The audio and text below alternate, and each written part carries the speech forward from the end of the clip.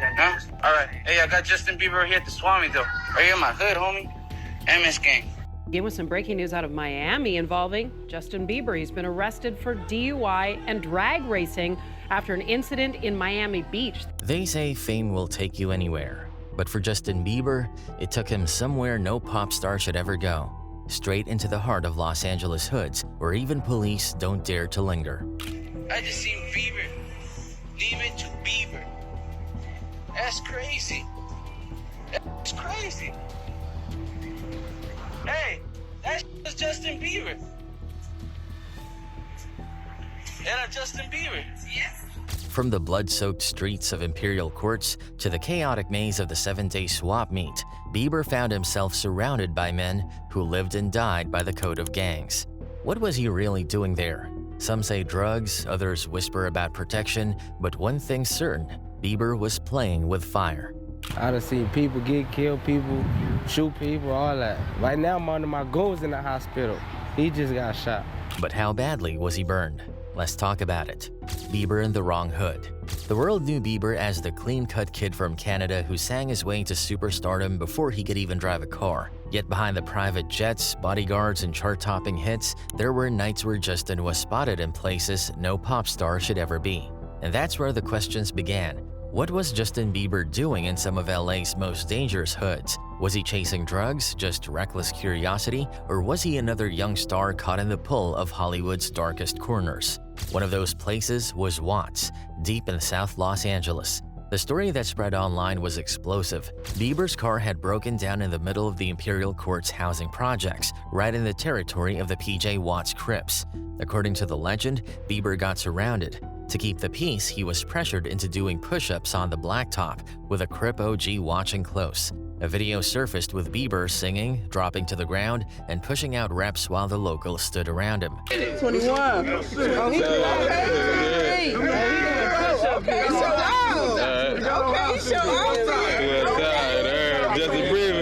For a moment, the internet went crazy. Some claimed he was scared, doing whatever it took to survive. Others said he earned respect, that he didn't run, didn't go all Hollywood, but instead chose to kick it with a set. The memes came quick. Bieber got his hood pass, real white boy badge of honor. But the truth, as always, was more complicated.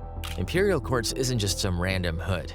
Built in 1944, it's the largest public housing project west of the Mississippi, home to thousands, and ground zero for some of the most violent decades in Los Angeles history.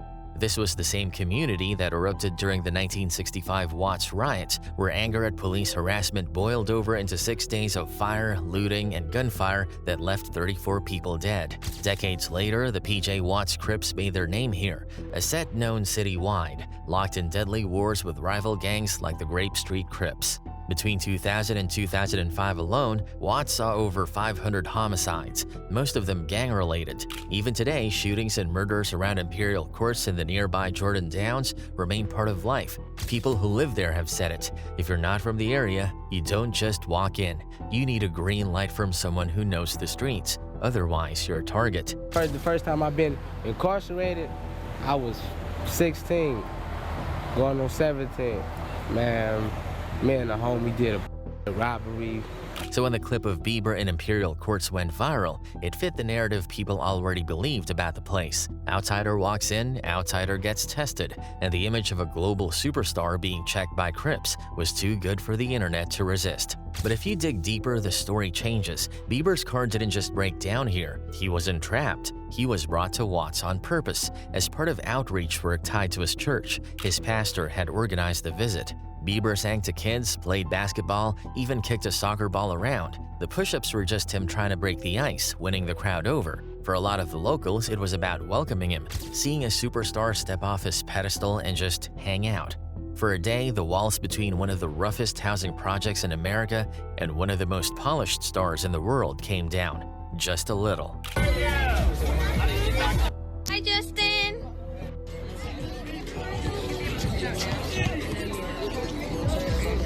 Justin Bieber and Watts, man, you know what's going down. Imperial Courts. See him down there.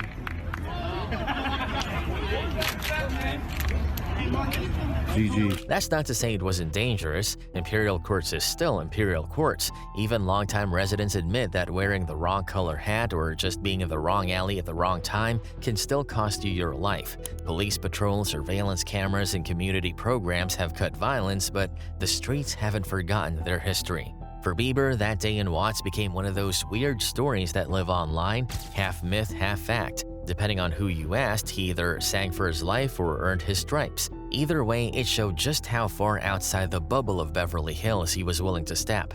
But not every story ends with a handshake and a smile.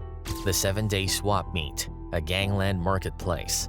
Before then, Bieber and Selena Gomez had found themselves in a much darker situation. Not in Watts, not in a rec center, but in the heart of West Hollywood, at a place locals knew well. The 7 days swap meet. I don't want you to do that, huh? All right. Hey, I got Justin Bieber here at the swap meet, though. Right here in my hood, homie. MS Gang. This is a spot tied to drugs, addicts, and gangs. This time there was no church outreach, no friendly community programming. This was a raw encounter in a territory controlled by one of the most feared gangs in the world, MS-13. The setup was simple. In November 2017, Bieber and Gomez pulled up in a massive Mercedes G-Wagon, a rolling symbol of money and celebrity, into a neighborhood where that kind of car stood out like a beacon. People who lived there couldn't believe it. A luxury SUV creeping into the back streets of West Hollywood, parking outside a rundown swap meet known more for drug deals than anything else? Now, the 7-day swap meet doesn't look like much from the outside. It's just another South Central strip mall, a low-slung concrete building with bold letters spelling out swap meet across the front. But for people in Los Angeles, the name carries a reputation that goes far beyond discount shopping. To outsiders, it might look like a marketplace where you can buy cheap sneakers, get your phone fixed, or grab some tacos. But locals know it as something more.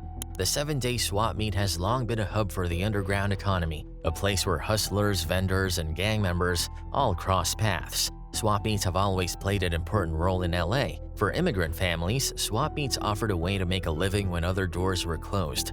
They sold clothes, electronics, bootleg DVDs, even food.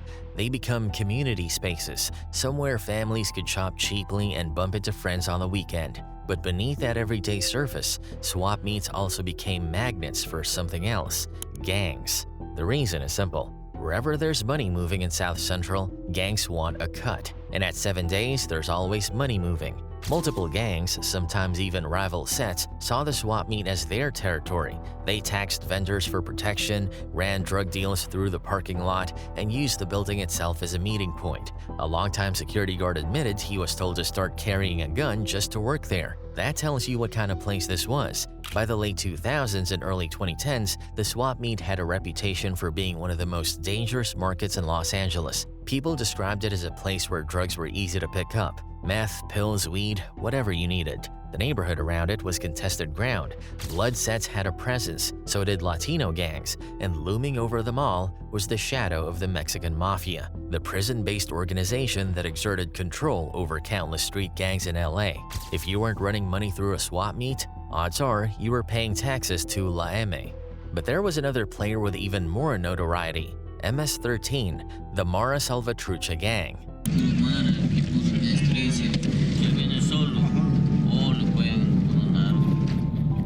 Their Hollywood Locos clique was known to operate around the 7-day swap meet, turning it into a place that outsiders didn't just avoid, but feared.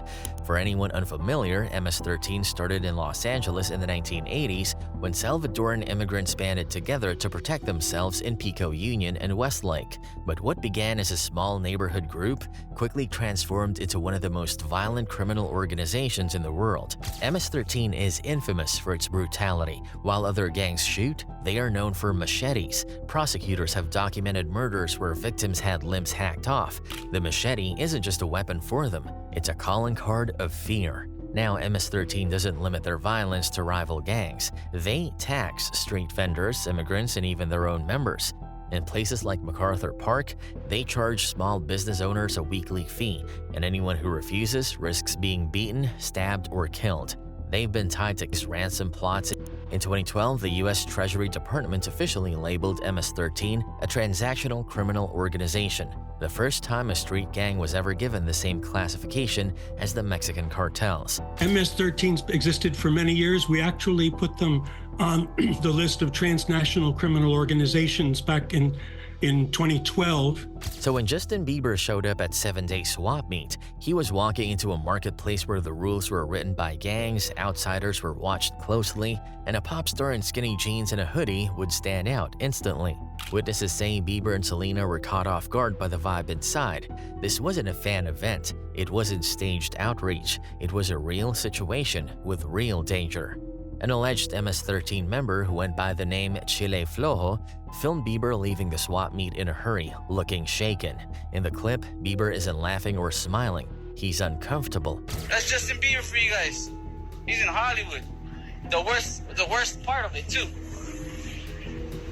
The video circulated briefly online before it was scrubbed, reportedly by his PR team, and that reaction says a lot. When Bieber went to Watts, the story could be spun as goodwill, but you can't spin an encounter with MS-13. There's no safe headline for that. To this day, the question lingers, what were they doing there? Some say drugs, others think it was curiosity or just carelessness. Whatever the reason, it put them face to face with a gang that didn't care about pop charts or paparazzi. MS-13 wasn't impressed by fame. Was Justin Bieber's path into these neighborhoods an accident? Bieber's extortion case. One story that kept surfacing was how Bieber nearly got extorted during one of these run-ins. Gang members spotted him, recognized who he was immediately, and didn't see a global superstar, they saw dollar signs.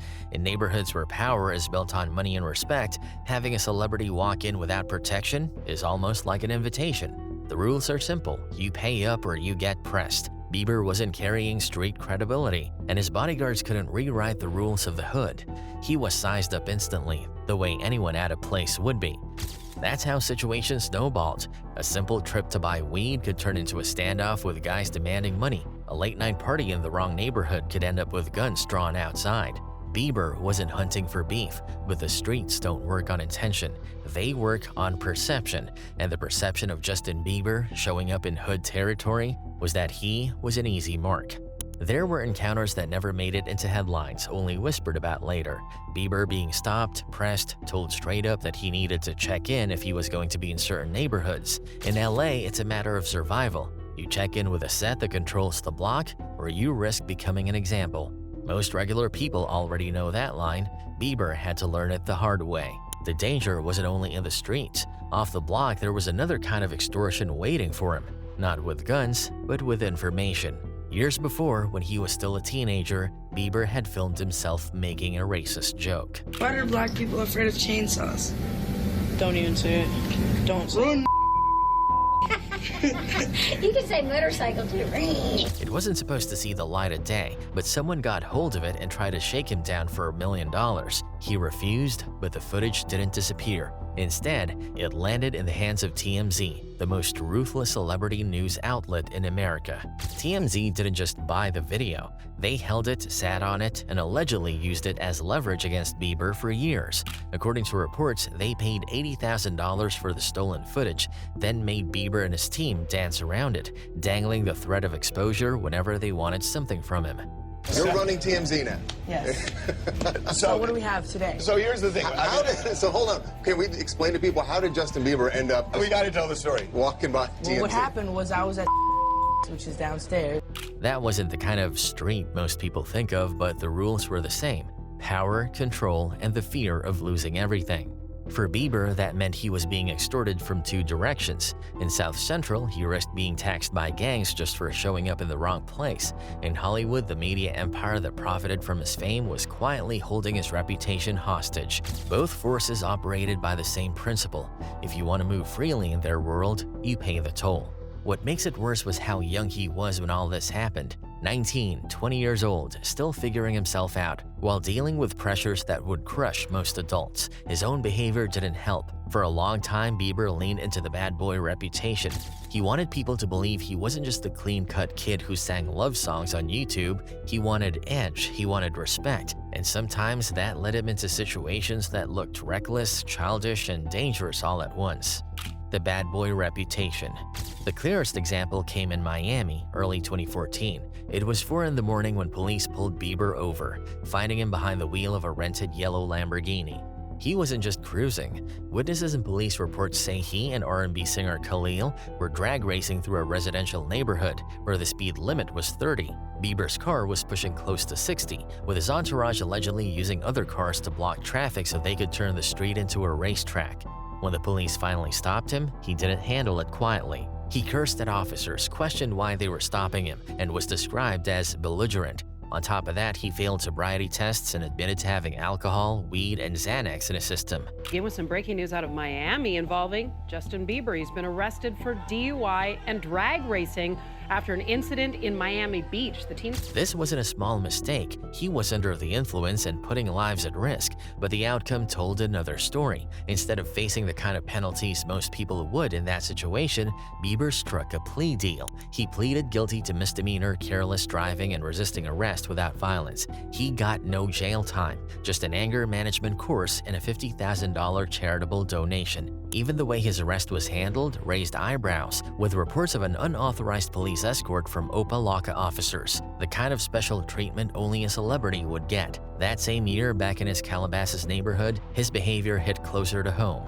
Literally, the egging incident became infamous. Bieber and his friends targeted a neighbor's house, throwing eggs and causing tens of thousands of dollars in damage. Earlier last week, police raided his home after neighbors had accused him of egging their house. It might sound petty, even childish, but the fallout wasn't. He ended up paying more than $80,000 in damages, pleaded no contest to a misdemeanor vandalism charge, and dealt with a lawsuit from the neighbor who accused him of assault, battery, and emotional distress tied to Bieber's reckless behavior and constant late-night partying.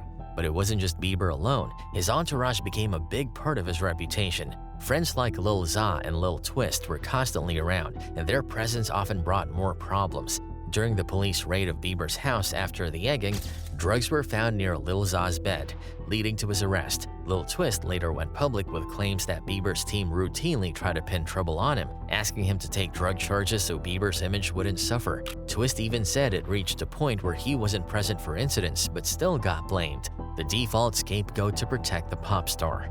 Bieber's neighbors weren't blind to the chaos either.